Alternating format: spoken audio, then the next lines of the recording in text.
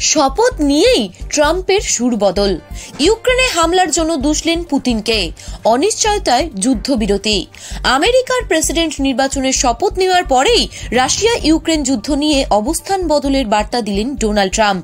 Oval অফিসের সাংবাদিকদের মুখোমুখি হয়ে তার অনুযোগ, ইউক্রেন যুদ্ধ বন্ধের জন্য চুক্তি না করে রুশ প্রেসিডেন্ট ভ্লাদিমির পুতিন তার দেশকে ধ্বংসের মুখে ঠেলে দিচ্ছেন। নির্বাচনের প্রচার পর্বে ফিলাডেলফিয়ায় প্রেসিডেন্সিয়াল ডিবেটে মুখোমুখি বিতর্কে ট্রাম্প বলেছিলেন, আমি প্রেসিডেন্ট নির্বাচিত হলে 24 ঘন্টার মধ্যে রাশিয়া ইউক্রেন যুদ্ধ থামিয়ে দেব। হোয়াইট হাউসের দ্বিতীয় মেয়াদে প্রবেশের সপ্তাহ দেড়েক আগে জানিয়েছিলেন, পুতিনের সঙ্গে তার বৈঠকের আয়োজন চূড়ান্ত হয়ে গিয়েছে। সেই সঙ্গে তার মন্তব্য ছিল, আমরা অবশ্যই ওই যুদ্ধর অবসান ঘটাবো।